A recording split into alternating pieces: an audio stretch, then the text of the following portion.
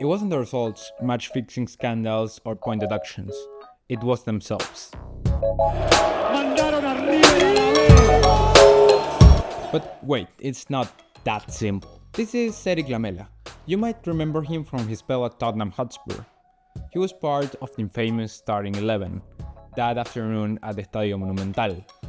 River Plate, South America's second biggest team, lost the relegation playoff game against Belgrano de Córdoba, and Lamela's card lies on every Millonario fan up to the date. You probably already heard about it, but what if I told you that it wasn't a normal relegation and that it is hiding a lot of secrets that you might have missed about it? It was June the 26th, 2011, but the untold story begins in 1982. Back then, the Argentine system worked just like the Premier League. The last three teams get relegated. In that season, both Boca and River were about to go down, and this meant that most of the revenue that the Argentine Federation was making would drop drastically. And in order to avoid this, a new system was passed. It now had a relegation based on average points, considering the past 3 seasons. This is uncommon in European leagues, but you just have to add all the points you got in the past 3 seasons and divide it by the amount of games you played. A list is then made and the last 2 teams get relegated.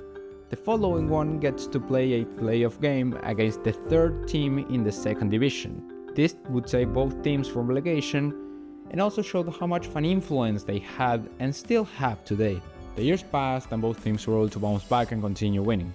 But what if I told you that it was under Diego Simeone that River got to finish at the bottom of the table in 2008, 2 years prior to the disaster?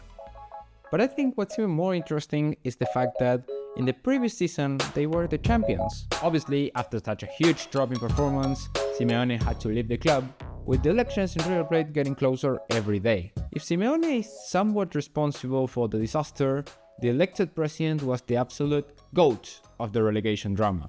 In the meantime, a few managers had short spells at the club, like Pipo Gorosito, who later confessed that he himself had to go to the store and buy underwear and drinks for the players, as the club did not have funds for such a thing. The elections finally came and a club legend was chosen. A guy that would know how things are done in the River Plate way.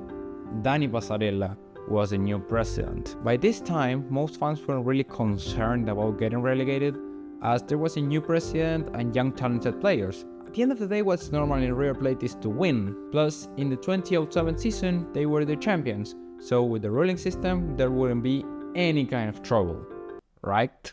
The season began and Passarella appointed as new head coach Angel Cappa, who began winning the first 3 games in a row. The problem was that River's season was extremely important, and they did not sign any hierarchy players. At the end of the story, Angel Cappa was sacked when they were 15th in the table, as well as their star player Marcelo Gallardo, who left the club after a 4-1 loss against Tigre. This is when things got out of control. The 2011 season had River only above the 2 recently promoted teams.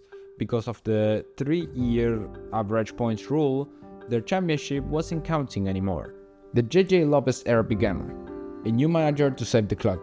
They were good, ended 4th in the table, and the objective was clear: 30 points, and River will be able to stay safe in the 1st division. Passarella signed 1 player and kept JJ Lopez. He trusted their performance in the end of the season in the past year.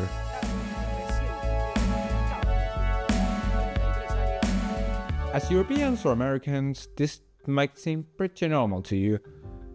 But what if I told you that the story begins to take a dark turn and that River's relegation was more of a orchestrated plan by the Argentine executives?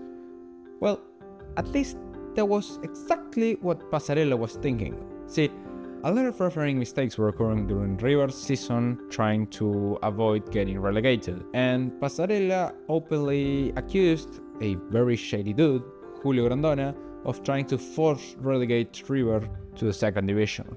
The game versus Boca Juniors, the referee did not concede 2 penalties that would have given River Plate the win. Earlier that day, Grondona informed Passarella that the referee was going to change as he wasn't feeling right. The new referee had a very poor performance, and this enraged River's president, who requested the resignation of AFA's president, Julio Grondona replied to him, arguing that what he needs is not a new president but a new goalkeeper. In the meantime, River kept losing and Passarella kept his provocative tone with the Argentinian FA officials. The Millonarios ended the season and had to face promotion hopeful Belgrano Córdoba in the playoffs to avoid relegation. Belgrano were weaker, but they had much more experience in this type of game. They are kind of a yo-yo team. First leg, 2-0 for Belgrano. Two River Plate fans tried to punch a few players from their own club. The lack of experience was kicking. And we got to June the 26th, 2011, Monumental Stadium.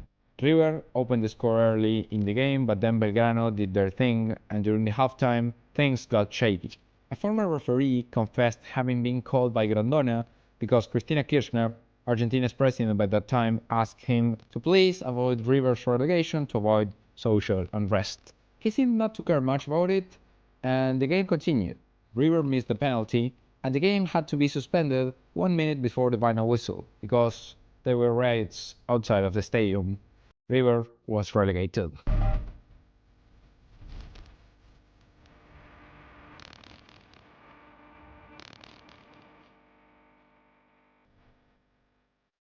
We love winners. We think they always win, or we feel shitty when we lose, but we don't always get to see the dark side of stars.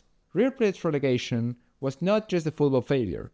It was a culmination of years of poor management, economic struggles, and political power plays within Argentine football. River started that season believing they were untouchable. After all, this was a club that had won everything, but history doesn't care about past glories, and neither does football. The debate over whether the relegation was engineered or simply a result of poor leadership will never have a definitive answer. Truth is that June the 26th, 2011 will always be a scar in the memory of River Plate fans. But scars are not reminders of pain. They are proof of survival. What happened next is what truly defined River. Instead of fading into mediocrity, they rose again, stronger than before. They took that humiliation and turned it into fuel. A club that had hit rock bottom became the most dominant force in South American football in the following decade. Maybe that's the biggest lesson from this story. In football, as in life, failures are not what define us, but the way you react to them. Maybe knowing how to come back can turn even the worst defeats into the foundation of the greatest victories. Thanks for watching. If you enjoyed, please consider giving us a like and subscribing to the channel.